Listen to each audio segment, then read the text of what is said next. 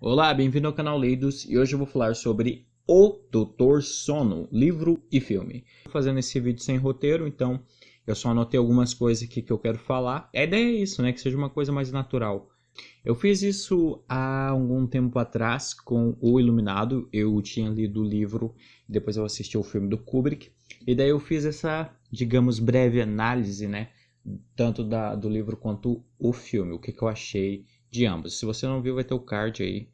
Naquele vídeo eu tinha deixado também na descrição um link para a Amazon para comprar o livro, né? Se você comprar pelo link, você acaba ajudando o canal, né? Porque daí parte do que você gastou para comprar o livro vai para o canal. Você não paga mais por isso, tá? Você paga o mesmo preço, só que daí a Amazon paga para mim também. Então isso ajuda o canal. Se você quer ajudar o canal, compre pelo link, caso você tenha isso no livro, tá?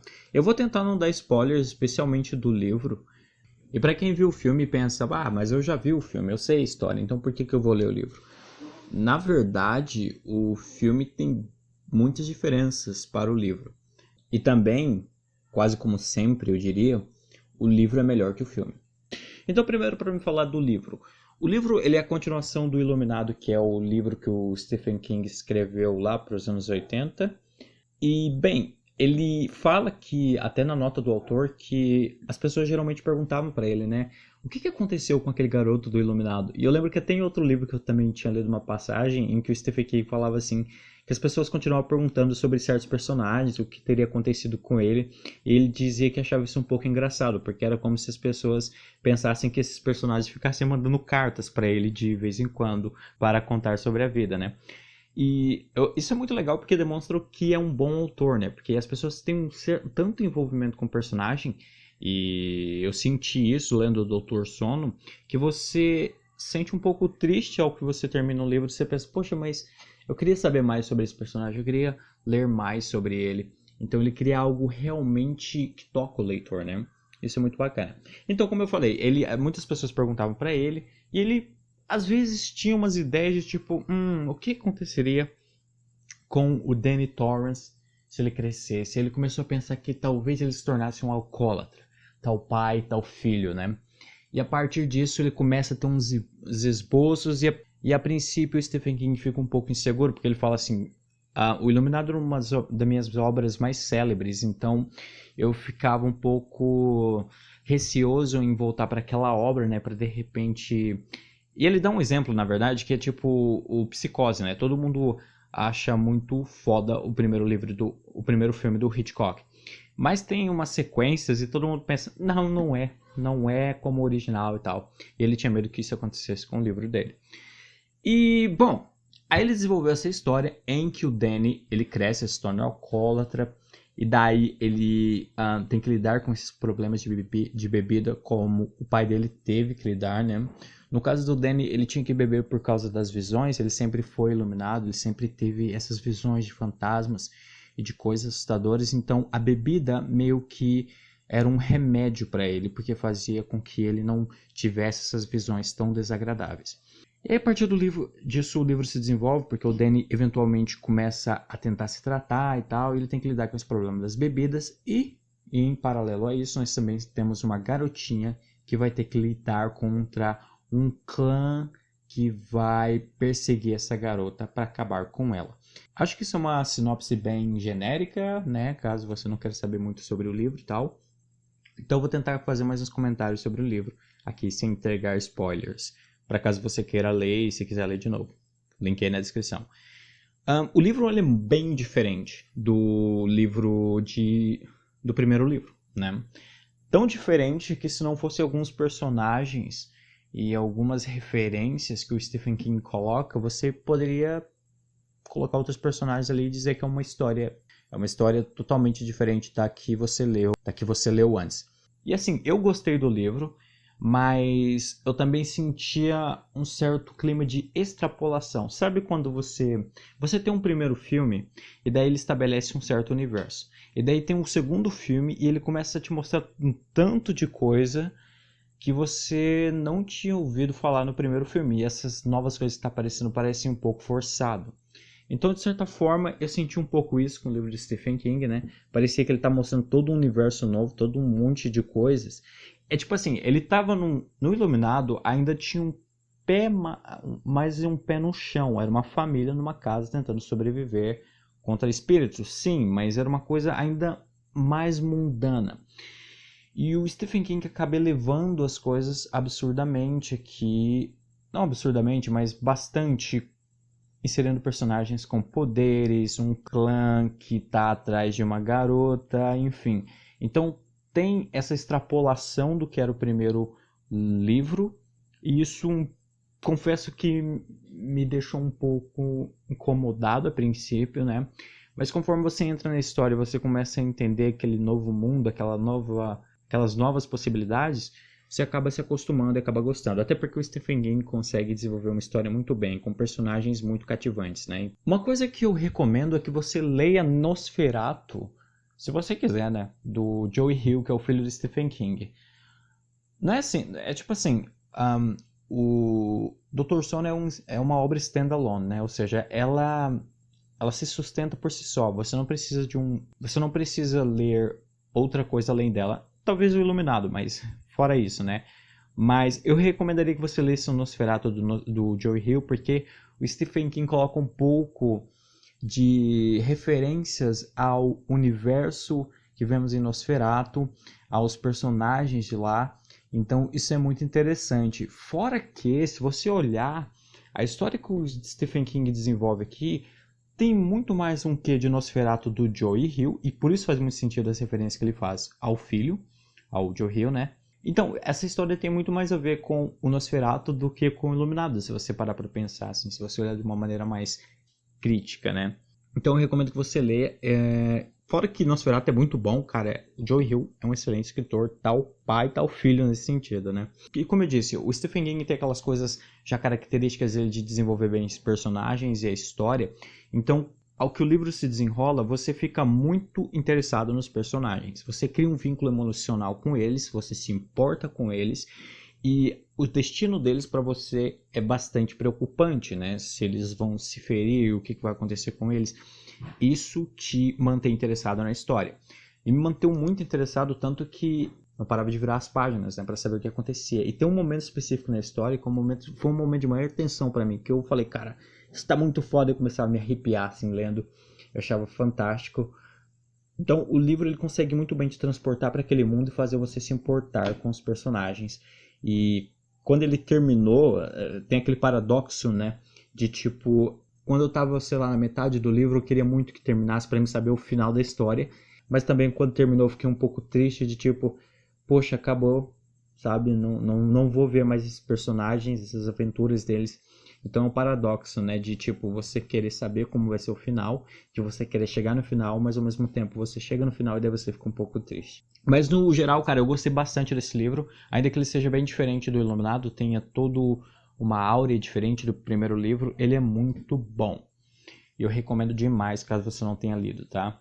Então agora vamos falar do filme que é a adaptação dirigida pelo Mike Flanagan. É um filme de 2019, né? E assim, o Mike Flanagan, eu gosto bastante dele. Eu acho que ele é um excelente diretor. Ele tem excelentes filmes na sua filmografia, né? Um que eu gosto bastante, dois que eu gosto bastante é o Rush, tá disponível na Netflix. E o outro também é Oculus, é um excelente filme de terror. Ele também dirigiu o Jogo Perigoso, que é o Jared Game, que é também outra adaptação cinematográfica de um livro do Stephen King, que é muito bom também. Fora que ele dirigiu o Ouija 2 também, que eu achei um filme bem legal, apesar de ter suas falhas, mas ele é um filme muito bom. Então, ele é um diretor bom, e eu acho que terem escolhido ele para dirigir esse projeto foi algo bem acertado. Então, o filme ele começa bem e ele é muito igual ao livro no seu começo, né? E ele é um pouco acelerado também, né? O ritmo dele, ele vai te inserindo várias informações, te mostrando diversas situações acontecendo meio rápido, porque ele quer introduzir várias coisas que aí, comparando com o livro, são desenvolvidas mais calmamente, né? No livro. E aqui, como ele é mais rápido, ele não te dá tanto o impacto, o envolvimento. Você não capta tanto o peso das coisas. O diretor também escolheu tirar certos personagens da trama que existia no livro e deixar eles de lado aqui. Eu acho que as decisões foram acertadas. Tem certos personagens que, se você pensar de uma maneira crítica, Eles têm a sua importância sim, mas para o que ele quer contar ali, eles podem ser, de fato, tirados fora, né? Eles só acrescentariam mais tempo à tela, mas e realmente foi uma decisão acertada. Eles tiraram o Casey Kingsley, que é meio que um padrinho que é um cara que ajuda bastante o Dan durante a trama. O personagem do Dr. John também, ele é tirado. Ele tinha uma importância relativa pro livro, porque ele faz meio que uma tarefa de mediador, digamos assim, entre determinados personagens para estabelecer uma confiança entre eles. Em um momento em que essa confiança ela é muito rasa, ela é muito frágil, e ele tenta ser um conciliador ali. Então ele é importante, mas ele foi meio que retirado da trama, né? E um pouco que você vê ele lá no comecinho, uma coisa bem rápida mesmo. Tiraram a Momo também, que é a avó da Abra, né? Eu vou falar Abra, não vou falar Abra, não, que eu acho que fica melhor, né? Então, a Momo, ela tinha uma importância bastante relevante para a trama, né? E tirar ela também foi uma decisão que, assim, fez sentido com o final alternativo que ele tentou apresentar no filme, né? Porque, como eu disse, o final do filme é bem diferente do final do livro. Eu não vou falar qual é o final do livro e talvez só do filme. Só do filme, tá? Então, se você não viu o filme, fique esperto aí. A hora que eu for dar spoiler, eu deixo um aviso na tela, ou sei lá. O que eu senti aqui do Mike Flanagan é que ele tentou tanto fazer uma boa adaptação do livro do King, Doutor Sono, mas ao mesmo tempo homenagear o filme do Kubrick, que é um clássico do terror, apesar do Stephen King não gostar. E eu entendo as razões porque o Stephen King não gosta. Eu gosto do filme do Kubrick, mas eu acho que os argumentos que o Stephen King dá para não gostar do filme são válidos. E o filme não foi consenso quando ele saiu, né? O filme do Kubrick, ele foi bem mal recebido. E eu acho que ele recebeu até uma indicação framboesa de ouro, cara. Pasmem. Bom, de qualquer forma, o que acontece é que essas obras, pelo menos o filme do Kubrick e o livro do Stephen King, são bem distintas. E como eu disse, o livro Doutor Sono do livro do Stephen King, O Iluminado, também são muito diferentes. Então, tentar conciliar essas três obras que são distintas entre si é difícil, muito difícil. E eu não acho que funcionou tão bem aqui, né? E para mim, eu acho que o maior problema que eu senti é que as situações elas se desenvolvem de maneira muito simples. Os personagens também são simples. Você não conhece muito da personalidade da Abra, você não conhece muito da personalidade do Dan. E assim, eu acho que um pouco da falta de carisma eu acho que um pouco também foi culpa do ator, né? Que é o Ian McGregor. Eu achei ele muito pouco carismático. Ele não passava muita emoção. Eu não sei, eu não senti muito peso na atuação dele. Não sei, você não consegue se conectar muito com ele. A atriz que interpreta a Abra também, ela é boa em certos momentos, mas em outros eu também ficava meio tipo, caramba, não tá legal isso, né? Então, eu não sei, as atuações parecem um pouco inconsistentes. O que eu gostei muito nesse filme foi da atriz Rebecca Ferguson, que interpreta a Rose Cartola, né? Eu acho que ela manda muito bem. Ela passa muito do que a personagem de como a personagem é descrita no livro, né? Ela é sedutora, mas também é orgulhosa e isso custa muito caro para ela. E nesse sentido, eu acho que a atriz conseguiu fazer muito bem o que foi proposto lá no livro. Tem vários outros personagens também, não vou ficar entrando neles. Não dá nem para você avaliar muito bem eles porque eles não são tão bem explorados. E assim, cara, nem no livro de Stephen King você consegue explorar todos os personagens que tinham lá no Nó, né? Faziam parte do verdadeiro Nó. Imagine um filme de 2 horas e meia, né? Estão naquilo, né? Tá na média lá os personagens. Não dá, a verdade é que não dá pra falar muito deles porque você não consegue ver muito deles. Mas o que eu queria ressaltar, né? E de novo, é que o filme ele não consegue te passar o envolvimento que o livro passa. Por quê? O livro consegue trabalhar isso muito melhor, porque ele tem porque são umas 500 páginas, cara. Ele consegue desenvolver bem as situações, te explicar bem como é que funcionam os personagens, como é que as situações, por que as situações estão acontecendo daquela forma. No filme é tudo muito rápido, as pessoas se encontram muito rápido, elas têm um envolvimento muito rápido e às vezes você se pergunta por que essa pessoa está fazendo isso com uma pessoa que ele apenas conheceu agora. Então, realmente não tem aquela profundidade que você tem no livro. Só que Isso também é uma coisa que é uma tarefa um pouco ingrata, eu admito, porque você tentar traduzir um livro de 500 páginas em um filme de 2 horas e meia é uma tarefa muito difícil. Eu reconheço isso, eu não sei como é que eles poderiam fazer algo melhor nessa mídia filme, né, longa-metragem, a não ser que eles tentassem fazer isso numa série, uns 10 episódios, quem sabe 2 temporadas, inclusive, para tentar fazer as coisas bem mais ao seu tempo. Outra coisa que eu não gostei no filme foi que as consequências do filme, né? As consequências do que acontece no filme são bem mais dark, são bem mais sombrias do que o que ocorre no livro. O livro ele acaba de uma maneira bem mais esperançosa, né?